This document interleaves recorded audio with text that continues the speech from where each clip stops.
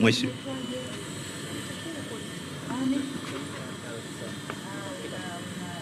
Umeingia mwaka gani? 21. Simama basi, simama babangu. Wewe fundi wa kushona, si ndio? Na wategemea 2028 kutoka. Haya, ulifanyaje? Nini tena ulibaka? Nilipewa kesi ya kulawiti. Kesi hiyo mheshimiwa nilifungwa miaka 30. Ulipewa, ulifanya kweli? Mheshimiwa. Niambie mimi mama. Mimi.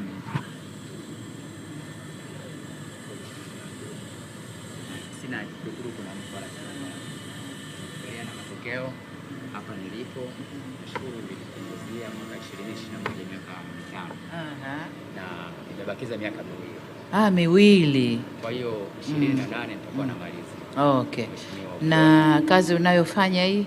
Kazi nashona nguo za kila aina. Nashona nguo za kiume, nashona nguo za kike. Okay. Na ukirudi ukitoka kule una vyombo vya kufanyia kazi zako? Kwa kweli mheshimiwa, hilo ndi changamoto kubwa ambalo yani ni kama muujiza. Naweza nikasema muujiza kwa sababu kwa jinsi ambavyo naangalia namba imeisha na naangalia kwamba kwa nini wafungwa wengine wanarudi magerezani. Ni kwa sababu wakitoka wanaondoka wakiwa na ujuzi alafu wanakuwa hawana mtaji. Hawana mtaji. Niseme kubwa hususan kwenye swala la ulekebu. Ulekebishaji, hizi nguo kweli ukiziangalia kweli ni urekebishaji.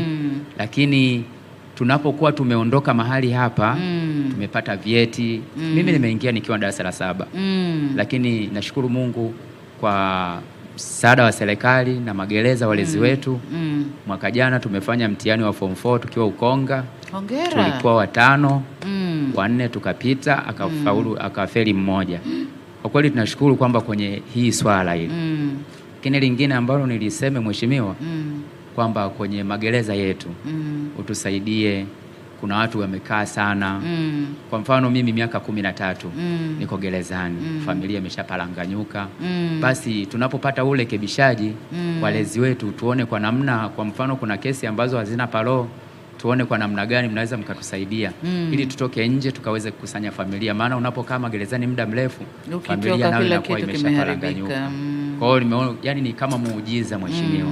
Kwa kweli miaka iliyobakia miwili unaweza ukanisukumia tu nje ili nikaangalie nikakusanya familia yangu mheshimiwa. Haya babangu. Nimekusikia. Lakini pia mheshimiwa, kule magerezani kuna watu ambao kwa kweli wanahitaji huruma zako na kwa wanakupenda. Wanakupenda kwa kweli. Yani hata leo hivi nakuja gereza la Ukonga wanasema nenda kwa kweli utupelekee salamu. Kwa kweli wanafurahi. Kuna wale ambao walikuwa kondemu ukawabadilishia vifungo vyao vya maisha, waliokuwa maisha kuwabadilishia 30. Mheshimiwa, bado tena uangalie kwa namna nyingine kwa jicho la huruma. Wameshajifunza. Kwa kweli mama ni mlezi, wamekwisha kujifunza, mimi nikiwa ni mmoja wao. Kwa kweli kule ndani ya gereza tunasali. Tunasali na mimi ni mtumishi wa Mungu nikiendelea kufanya huduma.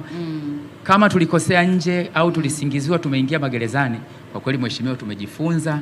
Kwa kweli ikiwepo mimi nakuwa ni mfano, ikiwepo pale wenzangu ambao wako pale pembeni ambao wameshatoka tayari wako nje, hakuna shida na leo ambao tunaungana nao. Maana yake kwa kweli tumejifunza. Nahitaji huruma zako, tunahitaji huruma zako. Watu wote wa Tanzania, wafungwa wanahisi kwa Tanzania nzima watakuwa wanakuangalia wakijua kabisa kwamba mama wewe ni mlezi wa familia. Sawa sawa. Asante, nashukuru babangu. Umeniambia unaitwa nani? Naitwa Lista Charo Chisoma. Lista Charo. Okay, Lista Charo Chisoma. Na kweli umesoma. Asante. Asante sana. Nashukuru sana mheshimiwa. Asante Lista.